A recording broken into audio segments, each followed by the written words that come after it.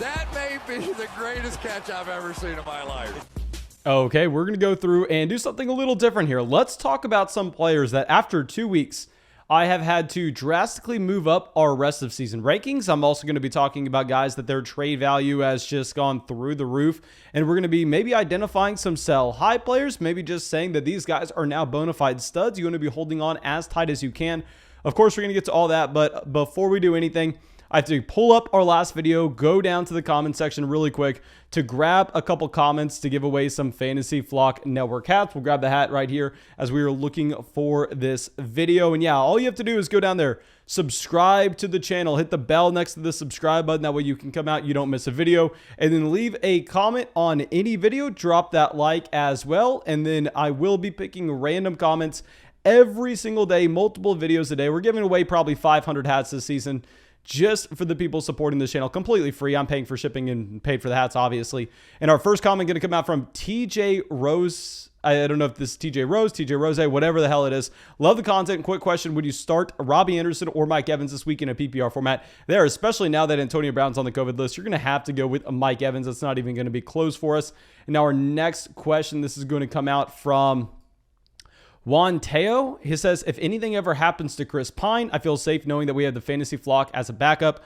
Okay, I'm assuming that Chris Pine's some fantasy analyst that I have no idea who he is, but I will say Fantasy Flock Network's better. Let's put that on the record. We are not the backup. We are the main go-to resource. And let's go through and let's talk about some of these players that have drastically increased in value. And let's start it off with someone that it's going to be embarrassing, but we have to admit where we were wrong. Derrick Henry. Oh my gosh. We had Derrick Henry behind Davante Adams. We had Derrick Henry behind Travis Kelce. I was saying that we didn't want to be drafting Derrick Henry based around the red flags that we had on the profile with Arthur Smith going over to Atlanta, with him being 27 years old with 800 touches over the past 2 years with no usage in the receiving game as well. I mean, we identified all those things as red flags and said, hell, just give me the guy that's guaranteed to be the wide receiver wanting Davante Adams. Give me the tight end that's guaranteed to give you that elite positional advantage. Instead, we'll just get Joe Mixon in the second round. Well, to be honest, I mean, that take looks horrendous at this moment because Derrick Henry comes out. And I know everybody wants to focus in on that week 2 performance and see 35 carries, 182 rushing yards, and 3 rushing touchdowns to go along with it. And of course, that is unbelievably exciting. But the number one thing that I am looking at and why we have to undoubtedly move Derrick Henry up to the 3rd player overall in our rest of season rankings, only behind Christian McCaffrey, only behind Dalvin Cook. And now I will say, if we get another game with 6 receptions, 55 receiving yards, Derrick Henry had never had a game with 6 targets throughout his entire NFL career. This is someone that was drafted in that 2016 NFL draft class. I mean, he has been around for a very long time. He's never come anything close to this level of usage in his offense. So if he's all of a sudden going to be someone that he doesn't have to get 6 receptions every single week. I mean, you're never expecting Derrick Henry to be a running back getting 6 receptions a week. But if all of a sudden he's picking up an additional 3 receptions a week and 30 receiving yards, that's an extra 6 points per game added on. That's an extra rushing touchdown added on to his per game numbers. And it makes him a completely different running back than what we have ever seen from Derrick Henry in his NFL career. And this kind of has to fall on myself for just making a bad call overall, where we acknowledge that this offense may look different with Julio Jones. This offense may look different without Arthur Smith as the offensive coordinator.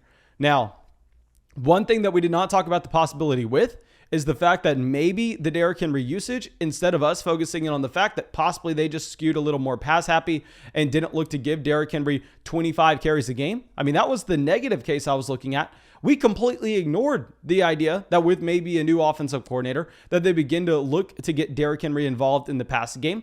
That's something that I have to just come out here and I have to say we were wrong. It's embarrassing that we didn't talk about that upside case, because now Derrick Henry looks like he is one of those bona fide league-winning running backs for actually, if you look at his win rate last year, his win rate wasn't even that good. I mean, to be honest, even though he went over 2,000 rushing yards, but if you just look at the opportunity cost drafting him, that's kind of what was expected with no usage in the receiving game. But maybe this will be his second year just crushing fantasy football leagues. We know his win rate back in 2019 was astronomical. I think that could be the case again in 2021, especially if he keeps up this receiving game usage. Derrick Henry looks like a monster. Now, our next running back that I honestly think that is a solid chance to go through and buy him right now, and I think he definitely has to jump up your rankings, is going to be DAndre Swift. Now, with Swift rising up your rankings, it's not necessarily just because DAndre Swift's been fantastic this year. It's a lot to do with the fact that some other running backs going around him, in Clyde Edwards-Helaire, James Robinson, I mean, even a little bit of ahead with Antonio Gibson. I mean, those players are all failing, and consequently, that's moving DAndre Swift up our rest of season rankings with that running back position. And Swift here, he is getting the utilization in the receiving game, which is exactly what you were wanting to see.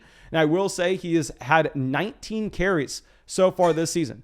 And I know a lot of people are going to say 19 carries. Mason, are you sure we can be relying on DAndre Swift with that light of a workload? And yes, I mean, the reason why we liked DAndre Swift coming into the season was never because you thought he was Derrick Henry. He's never going to come out and get 25 carries in a game. But it's more so, he's Aaron Jones. He's the guy that instead is going to get the utilization in the red zone. He's going to get the targets out of the backfield. He's actually had 16 targets so far. And I know Jamal Williams is getting worked into this offense. To be honest, I think we have to focus on a couple things here. The fact that Jamal Williams really isn't taking away many high-value touches from DAndre Swift. He's more so taking away the carries between the 20-yard lines. Not worried about that at all in terms of DAndre Swift's fantasy output. And to go along with this, with Jamal Williams, you have to also look at the fact that maybe he's just going to have a slightly larger role to start the year, considering DAndre Swift did deal with that groin injury leading up until kickoff. Remember, people were a little worried if DAndre Swift was even going to be playing week 1 or not. So now Swift is looking like he's just getting healthier. I'd imagine that his role continues to expand as you see Jamal Williams scale back just slightly. So yeah, DAndre Swift definitely have to be rising up your rankings. Now, of course, tomorrow we'll be going through talking about guys falling down rankings. James Robinson, Clyde Edwards-Helaire, Antonio Gibson, talking about what to do with those running backs. So make sure you're subscribed to the channel to see that video tomorrow. Now, our next player is going to be over at the wide receiver position. And this will be Cooper Kupp, the current wide receiver 1 in fantasy football. And Kupp has done this with both efficiency and target volume. He has had over 10 targets in week 1 and week 2. He's had 10 and 11 targets to start off the season. And then with those targets, he's been, of course, a baller. You don't need me to tell you that. 7 receptions in week 1, 108 receiving yards, a receiving touchdown to go along with it in week 2. He's had 9 receptions, 163 receiving yards, and 2 total touchdowns. Now, of course, Cooper Kupp has to be dramatically moving up your rankings, and he is definitely a top 10 wide receiver in our rest of season rankings. However, I did not include him in our sell high video this week because I was not fully aware of the current asking price for Cooper Kupp in fantasy football leagues where, I mean, you know, I live stream every single night answering questions for 4+ hours every single night. So I maybe answered, just say so far this week, 1,000+ questions, as well as I answer 1 million down there in the comment section. And we've had a ton of questions about Cooper Kupp saying like, oh, do we want Cooper Kupp or DeAndre Hopkins? Do we want Cooper Kupp or do we want Stephon Diggs? And I'm like, what? No, Cooper Kupp is not in that elite of a tier as a DeAndre Hopkins, as a Stephon Diggs. So if you could sell him for that tier of player, I would. We have to really focus in on the fact that while his production has been absolutely monstrous, at the same time, Robert Woods is in this offense. Robert Woods this past week did have 9 targets. You're looking like that field is getting a little leveled out here. And maybe this will be a scenario where they also look to get Tyler Higbee involved a little bit more in the red zone. So if that's going to be the case, I think you have to expect the volume to dip down slightly for Cooper Kupp. I'd be very surprised if he averages over 10 targets a game the rest of the year. And we know this efficiency is not going to keep up. We know that he's not going to be scoring a touchdown and a half on a per game basis the rest of the way. If that's the case, I will delete the YouTube channel. I will just, I don't know what I'll do. It'll be embarrassing, but I can promise you Cooper Kupp's not going to have this touchdown efficiency going forward. If you could sell for DeAndre Hopkins, if you could sell for Stephon Diggs, the players that we've already seen it before, I think we would. I mean, also you can throw in Tyreek Hill, Devontae Adams into that grouping, but you don't even need me to tell you that. And now our next wide receiver, someone definitely skyrocketing up rankings, Deebo Samuel coming out, and we kind of acknowledged at the beginning part of the season that Deebo Samuel would be a good option considering the fact that how he's utilized in the offense, it really fits the Jimmy Garoppolo skill set where we already acknowledged that Deebo Samuel runs almost all of his routes closer to the line of scrimmage, and then with Brandon Ayuk, that's the deeper threat. With George Kittle, that's the threat over the middle. And knowing that with Trey Lance, when Trey Lance becomes the starting quarterback for the 49ers, and I know at this point, a lot of people want to say it's not going to happen. It is going to happen. It is 100% going to happen. There's no way Jimmy Garoppolo is still starting for this team by the time we get to week 8. There's a 0% chance. Once Trey Lance takes over, I am concerned because with Deebo Samuel, he's the perfect wide receiver for a quarterback that's going to be needing to check the ball down due to a lack of mobility. And with Deebo Samuel here, he has gotten a ton of targets. He's had 20 targets through the first 2 weeks. And going back into week 1, he had 9 receptions, 189 receiving yards, and a receiving touchdown. This past week, he almost cracked 100 total yards at the same time. So, yeah, we're going to continue our stance that Deebo Samuel is a must-start wide receiver every single week that Jimmy Garoppolo is starting. However, I think once we get Brandon Ayuk fully healthy from that hamstring, once we get Trey Lance as the actual starting quarterback for the 49ers, there we do want to be scaling it back just slightly there. I think we maybe possibly want to be just trying to sell high on Deebo Samuel. If we can go over and get someone like A.J. Brown right now, DK Metcalf, that would be a fantastic trade. And now our next wide receiver looks like he just has a completely different role in his offense that we're not used to. It's going to be Mike Williams. Mike Williams, 22 targets through the first 2 weeks, and he's also come close to having 200 total receiving yards. He's had 2 touchdown receptions, and also he's had 15 receptions overall. So Mike Williams has been a bona fide stud. I mean, it was a very good matchup in week 2 against the Dallas Cowboys. That's why he was a must-start player for us. But even in week 1, he put up a very impressive performance against the Washington football team. We know the Washington football team does have a respectable defense, even though they just had a pretty bad game against the New York Giants. But with Mike Williams, I mean, I'm not expecting this to really slow down anytime soon. He will be going up against the Kansas City Chiefs in week 3. I think this is a great spot for him. What I really want to focus in on with Mike Williams is this is a wide receiver that, I mean, was primarily used as a deep threat in this offense over the past few seasons, where if you looked at the average depth of target, Mike Williams was almost leading the NFL over the past 2 years in average depth of target, whereas that's actually come down this year. And I think this is a trend we may continue to see, because it's probably working out for this team. If Mike Williams is going to be able to have this catch rate, if Mike Williams is going to be this effective in working with different areas of the football field. Surprising to see that it took this long for the Los Angeles Chargers to just use Mike Williams in a slightly different role. I mean, he was drafted in 2017 as the top 10 pick, so you'd assume that back then they would have a decent idea of exactly who Mike Williams was, but I guess not. And I guess now we're finally getting Mike Williams with a different role in this offense.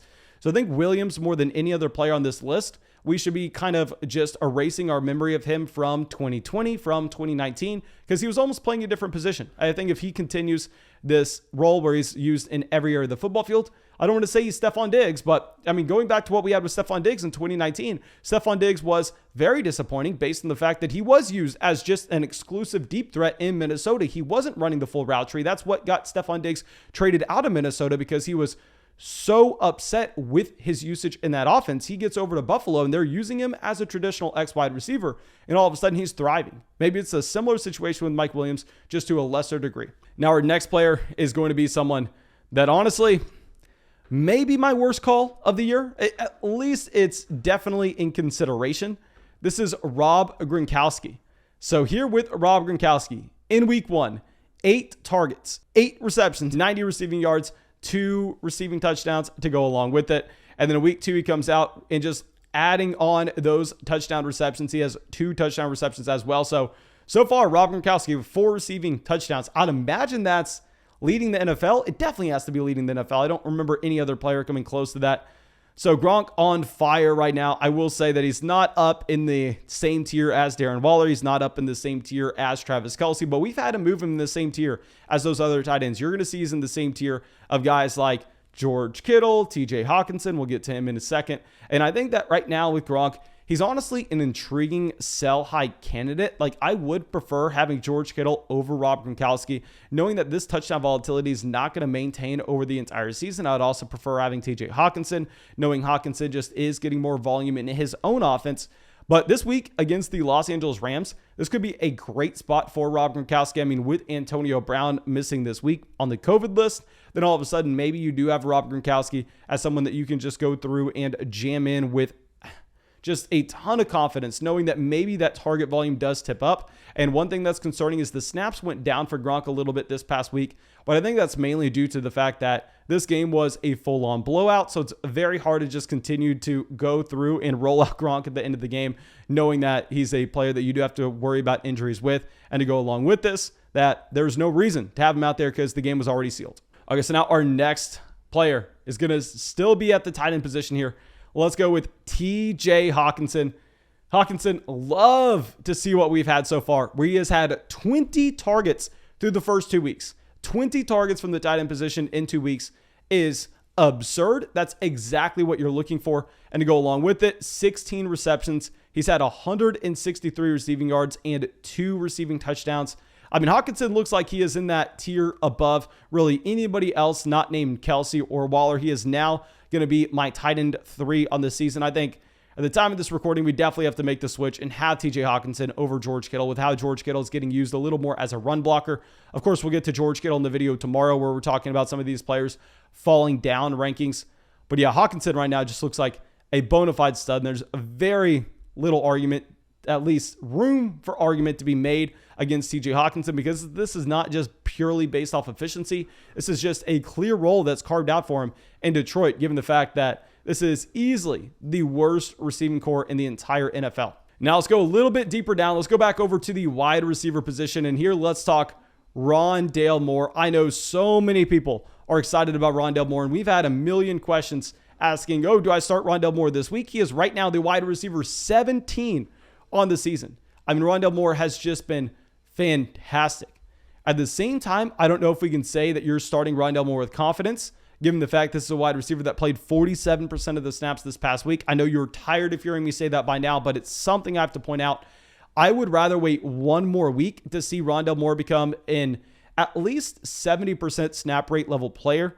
And with Rondale Moore, while yes, he went over 100 yards this past week, while yes, he did have that receiving touchdown, we have to be just slightly concerned knowing that that did mainly come off of one busted coverage play. If you take that away, I think a lot of people are really not focusing in too much here on Rondale Moore. So if you could sell Rondale Moore highly right now, go get a stud wide receiver, go get Jamar Chase, go get Devontae Smith, go get 2 wide receivers that have the potential to be the wide receiver 1 on their NFL offenses, and we like them more coming into the NFL draft. I would go out there and do it. I don't want to sound pessimistic on Rondale Moore. I hate that I have to come out here and say this because, I mean, nobody was higher on Rondale Moore coming into this year than I was, but here we are, and I think that maybe just the hype has gone a little extreme. I think we would still rather have Devontae Smith and Jamar Chase. Now, thank you, of course, for coming out, supporting the channel. Thank you so much for dropping those likes. Leave a comment, get entered, and win a Fantasy Flock Network hat. We are giving away so many of these bad boys every single day. Probably going to end up giving away over 500 this year. And yeah, that's all I got for y'all. Have a great day. Drop a like, subscribe to the channel, hit that bell next to the subscribe button so I can see you out in one of the live streams. That's all I got for y'all. Have a great day.